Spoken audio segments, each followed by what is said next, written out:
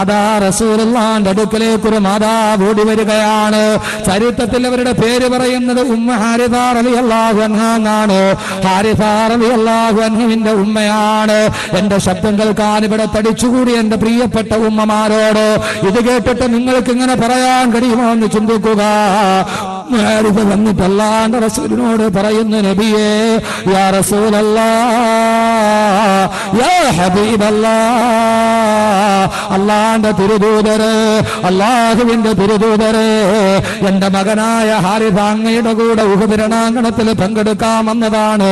എല്ലാവരും യുദ്ധം കഴിഞ്ഞ് തിരിച്ചു പോയിട്ടും എന്റെ മകനായ ഹാരിസ വന്നില്ല നബിയേ. അവരാരും ഇവിടേക്ക് എത്തിയില്ല നബിയേ. വടിക്കണ്ണുമായി കാത്തിരുന്നിട്ടും എന്റെ ഹാരിസ വന്നിട്ടില്ല. അല്ലാഹുവിന്റെ റസൂല് വല്ലാതെ വിഷമവിത്തത്തിലായി. എന്റെ ഹാരിസ എവിടെ നബിയേ? അല്ലാഹുവിന്റെ റസൂലിന്റെ കൂടെ ധർമ്മസമരത്തിന് പോയ പ്രിയപ്പെട്ട മകനെ കാണാൻ കഴിയാതെ ആകുലതയോടെ വ്യാകുലതയോടെ ഒരു മാതാവ് വന്ന് പൊട്ടിക്കരയുമ്പോ അല്ലാഹുവിന്റെ റസൂൽ എന്ത് ചെയ്യണമെന്നറിയാതെ മുഖം കുനിച്ചിരുന്നു പോയി.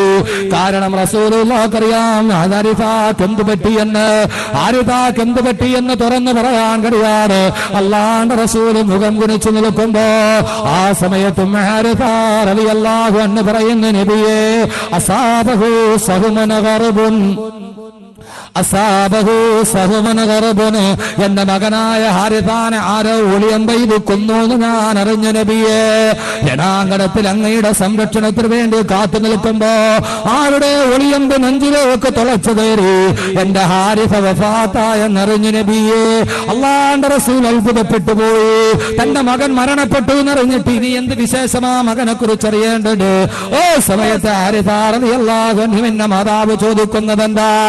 യാ റസൂലല്ലാഹ്, സ്വാഭാവികമായിട്ട് മരിച്ചു കഴിഞ്ഞാൽ മകന്റെ മരണത്തിന് സാക്ഷികളായവരോട് നമുക്ക് ചോദിക്കാനുള്ളതെന്താ?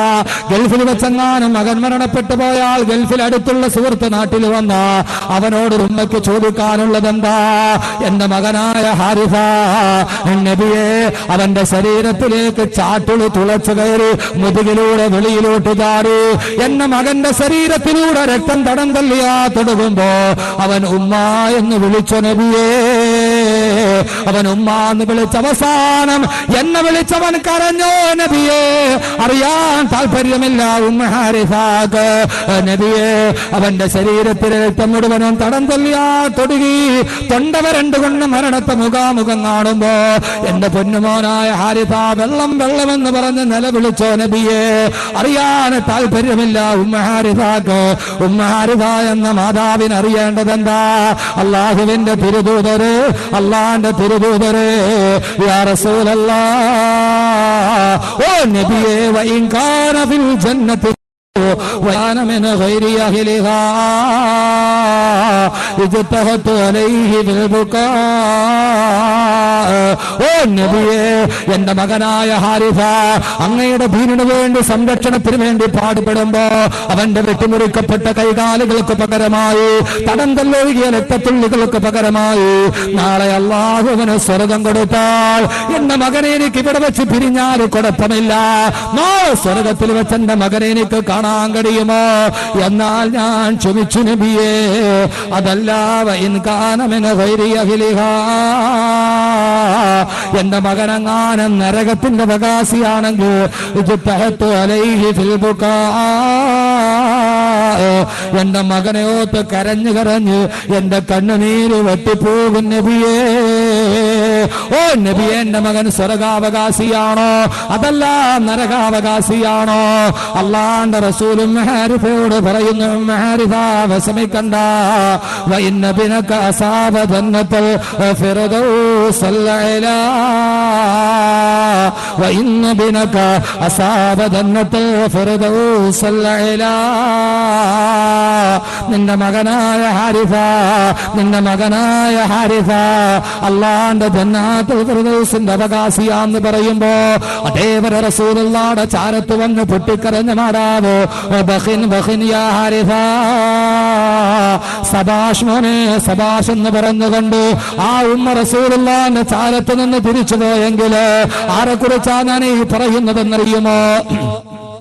സ്വന്തം മകന്റെ മരണവൃത്താന്തം അറിയുമ്പോ ആ മകൻ നാളെ സ്വർഗത്തിലാണെങ്കിൽ ക്ഷമയോടെ ചിരിച്ചുകൊണ്ട് കടന്നുപോയ സഹോദരങ്ങളെ, സഹോദരിമാരെ, മാതാപിതാക്കള് അവരൊക്കെ മക്കളെ വളർത്തിയത് സ്വർഗത്തിന് വേണ്ടിയാ.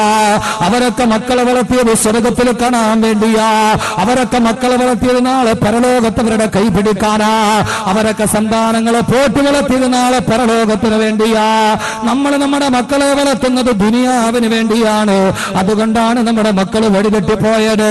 അവനെ നമുക്ക് ഡോക്ടറാക്കണം, എഞ്ചിനീയർ ആക്കണം, അവൻ എത്രയെത്രയോ കാഴ്ചപ്പാടുകൾ നമുക്കുണ്ട്, ശരി തന്നെ ആക്കിക്കൊള്ളുക. പക്ഷേ അവനെ ദീനിയായൊരു ചുറ്റുപാടിൽ വളർത്തണ്ട്, അവനെ നമസ്കാരമുള്ളവനാക്കണ്ട്, അവൻ നോമ്പ് പിടിക്കുന്നവനാക്കണ്ട്, അവൻ അല്ലാ എന്ന് വിളിക്കുന്നവനാകണ്ട്.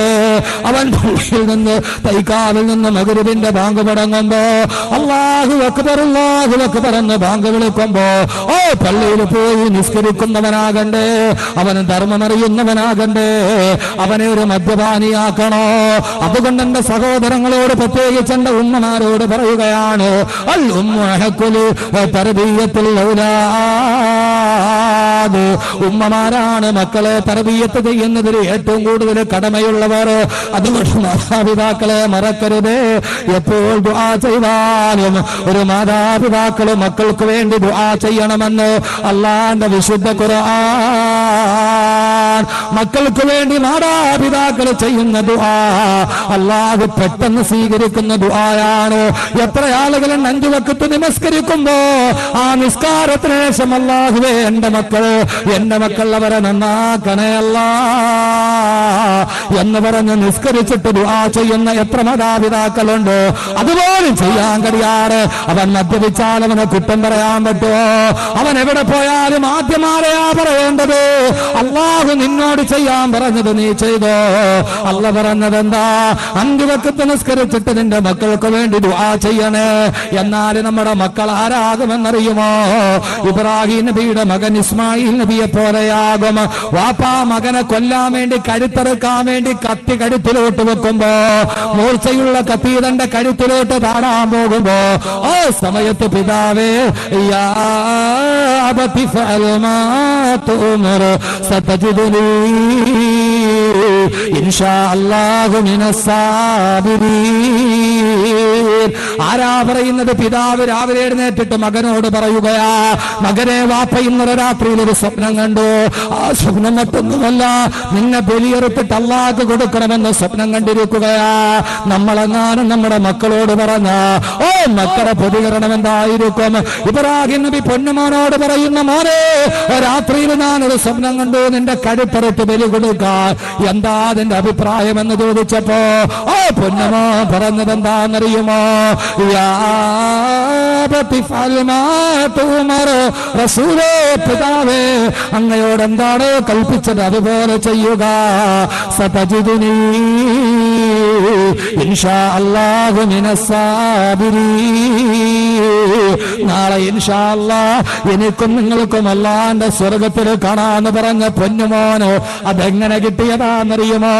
ഇബ്രാഹിം നബിക്ക് അല്ലാഹു ഇസ്മായിൽ നബി ഇത്രയും നല്ല അനുസരണയുള്ള മോനാക്കി കൊടുത്തതെന്താ? അതിന്റെ കാരണം നിങ്ങൾക്കറിയോ? ഖുർആനിൽ ഏതൊക്കെ ഭാഗത്ത് ഇബ്രാഹിം നബി ദുആ ചെയ്തിട്ടുണ്ടോ അവിടെയൊക്കെ മക്കൾക്ക് വേണ്ടിയും ദുആ ചെയ്തിട്ടുണ്ട്. ഖുർആൻ പറയുന്ന ഏറ്റവും വലിയ ഗുണപാഠമായത് അറിയുമെങ്കിൽ ചെയ്യാൻ കഴിയുമെങ്കിൽ ചെയ്തു കൊള്ളുക. ഖുർആൻ എവിടെയൊക്കെ ഇബ്രാഹിം നബിയുടെ ദുആ അല്ലാഹു പറയുന്നുണ്ട്, അവിടെയൊക്കെ ഇബ്രാഹിം നബി മക്കൾക്ക് വേണ്ടി ദുആ ചെയ്തിട്ടുണ്ട്. അല്ലാഹുവേ അല്ലാഹുവേ റബ്ബി ജഅൽനി മുഖീമസ്സലാ. ഇബ്രാഹിം നബി ദുആ ചെയ്യുകയാണ്, അല്ലാഹുവേ 5 നേരവും നിസ്കരിക്കുന്നവനാക്കി നീ എന്നെ ആക്കണേ അല്ലാ. എന്നെ മാത്രമല്ല വമിന ദുരിയതി, എന്റെ മക്കളെയും നീ അങ്ങനെ ആക്കണേ അല്ലാ. എവിടെയൊക്കെ ദുആ ചെയ്തിട്ടുണ്ടോ അവിടേക്ക് ഇബ്രാഹിം നബി മക്കൾക്ക് വേണ്ടി ദുആ ചെയ്തിട്ടുണ്ട്. അതുകൊണ്ട് ആദ്യം നിങ്ങളുടെ മക്കളുടെ കാര്യത്തിൽ നിങ്ങൾ ചെയ്യേണ്ടത് അള്ളാഹിനോട് കാര്യമായിട്ട് ദുആ ചെയ്യും. അള്ളാഹു തൗഫീഖ് നൽകട്ടെ. എത്ര പേര് നിസ്കരിച്ചിട്ട് ദുആ ചെയ്യും? എത്ര പേര് നിസ്കരിച്ചിട്ട് മക്കൾക്ക് വേണ്ടി ദുആ ചെയ്യാറുണ്ട്? സ്വന്തം മക്കൾക്ക് വേണ്ടി. എന്റെ സഹോദരി, നീ നിന്റെ മക്കളെ കുറിച്ചിട്ട് ഇത്രയും ആവലാതിയും വേവലാതിയും ഒക്കെ പറയുമ്പോ വീട്ടിലെ മുസല്ലയിൽ കമിഴ്ന്ന് കിടന്ന് സുജൂദി കിടന്ന് അല്ലാഹുവേ എന്റെ കുഞ്ഞുങ്ങൾ പടച്ചവനെ അവര് ഗൾഫിലാണ്, അവര് ജീവിതത്തിന് വേണ്ടി പോയിരിക്കുകയാണ്, പടച്ചവനെ നീ അവർക്ക് നന്നാക്കണേ അല്ലാഹുവേ, വഴി തെറ്റിക്കല്ലേ അല്ലാഹുവേ, പടച്ചവനെ എന്നെ പോലെ എന്റെ മക്കള് നിസ്കാരക്കാരനാക്കണേ അള്ളാഹുവേ. എത്ര പേര് ദുആ ചെയ്യാറുണ്ട്, പടച്ചവൻ എന്റെ മോൻ SSLC ജയിക്കണേ അള്ളാഹുവേ, +2 ജയിക്കണേ അള്ളാഹുവേ. നമ്മൾ ദുആ ചെയ്യും, എന്റെ മോൻ ഡോക്ടർ ആകണേ അള്ളാഹു, ആയിക്കോട്ടെ അങ്ങനെ തന്നെ ആവണം. അതോടൊപ്പം തന്നെ അള്ളാഹു എന്റെ മകനെ നീ 5 നേരം നിസ്കാരക്കാരനാക്കണേ എന്നെ പോലെ. വാപ്പാ നിസ്കരിച്ചിട്ടുണ്ട് മോൻ നിസ്കരിക്കുക. വാപ്പാ നിസ്കരിച്ചാലല്ലേ മോൻ നിസ്കരിക്കൂ. വാപ്പ എങ്ങനെ ജീവിക്കണതനുസരിച്ച് മക്കളും ജീവിക്കും ഇല്ലേ? ആദ്യം വാപ്പാ നിസ്കരിച്ച് കാണിച്ചു കൊടുക്കണം മക്കൾക്ക്. ഇത് വാപ്പാ നിസ്കരിക്കാതെ മക്കളോട് നിസ്കരിക്കാൻ വേണ്ടി പറഞ്ഞ കാര്യങ്ങൾ നടക്കൂ. വാപ്പായും ഉമ്മായും എങ്ങനെ ജീവിക്കണോ? ഒരു മോനെ സുന്നത്ത് കല്യാണം നടത്താൻ വേണ്ടി പിടിച്ച്, മോനെ മാർക്ക കല്യാണം നടത്താൻ വേണ്ടി വിളിച്ച്, ഒസാ വീട്ടിൽ വന്നപ്പോ ഇവ ഇറങ്ങി ഓടി. ഇവ ഓടിച്ചെന്നൊരു മരത്തിന്റെ മുകളിൽ കയറി വന്നു. ഉമ്മ മരത്തിന്റെ താഴെ നിന്ന് വിളിയോട് വിടിയാ, മോനെ ഇറങ്ങി വാടാ. ഞാൻ വരില്ല. എടാ ഇറങ്ങി വാടാ, നിന്റെ സുന്നത്ത് കിടത്തിട്ടാ. അള്ളാണെ ഇറങ്ങി വരൂല്ല. ഉമ്മ മരത്തിന്റെ ചോട്ടിൽ നിന്ന് വിളിച്ച് മടുത്തടാ, മോനെ നീ ഇറങ്ങി വാടാ, എന്റെ സുന്നത്ത് കിടത്തിട്ട് ഇറങ്ങി വാടാ. ഇവ എന്ത് ചെയ്താ മരത്തിൽ നിന്ന് ഇറങ്ങൂല. അവസാനം ഉമ്മ മരത്തിന്റെ ചോട്ടിൽ നിന്ന് മടുത്ത്, മോനെ എടാ സുന്നത്ത് നടത്തിനോടാ, അത് നടത്തിയില്ലേ ശരിയാവൂലടാ, നീ ഇറങ്ങി വാടാ. ഞാൻ ഇറങ്ങൂല. അവസാനം നിന്ന് മടുത്ത് വന്ന് കലി വന്നപ്പോ ഉമ്മ അറിയാം, എന്നാ പിന്നെ ഒരു കാര്യം നീ ഇറങ്ങണ്ട, നീ നിന്റെ വാപ്പാനെ പോലെ തന്നെ നടക്കും.